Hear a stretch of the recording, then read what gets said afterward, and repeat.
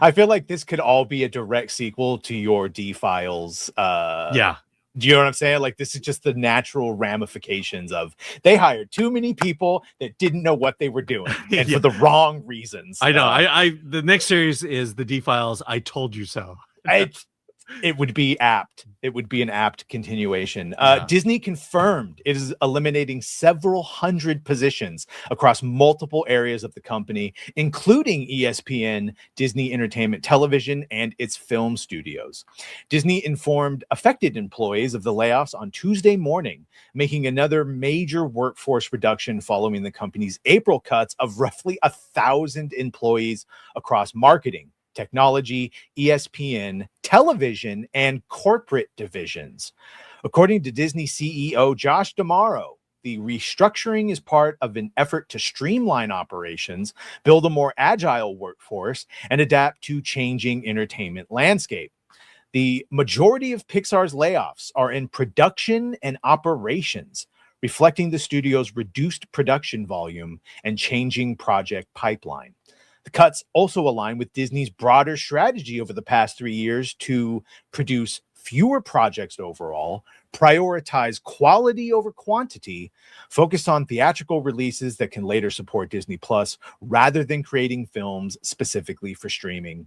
While Pixar sequels like Inside Out 2 and Toy Story 5 have been major financial successes, the studio has struggled to launch new original franchises since the pandemic.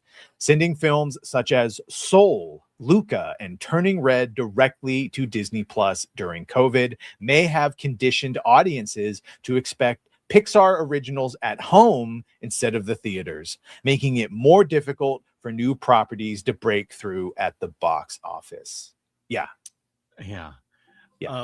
So my biggest my biggest point about this article is they are firing people because the leadership at Disney constantly had been making bad choices, one bad choice after the other, costed them millions, if not billions of dollars. And who is paying for it? People who worked for Disney, people who work for Pixar, for ESPN.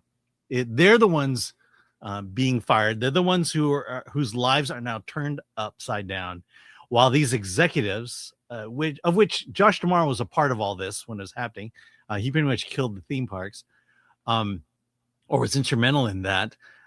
These guys still earn their $1 million salaries. And, look, you can't make dirty water clean by adding more clean water to it.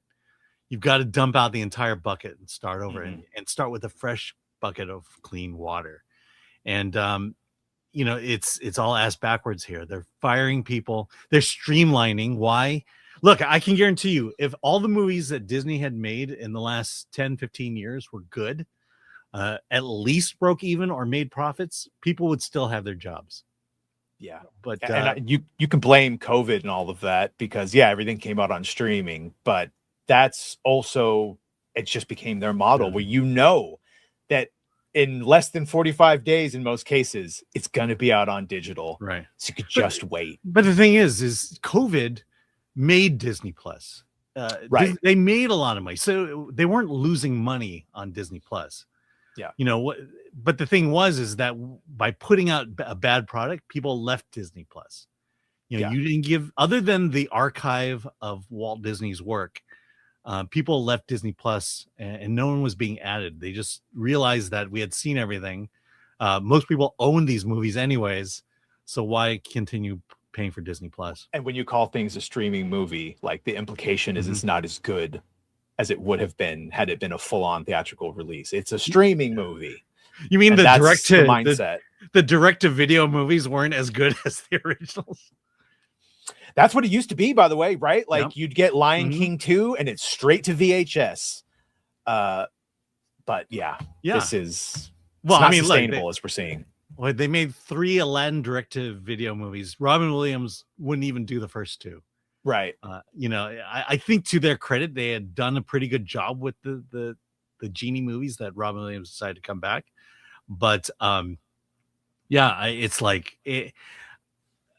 This is the drum I keep beating over and over again. But this is what corporations do when they try to fix a problem when they don't know what the actual problem is. Mm-hmm.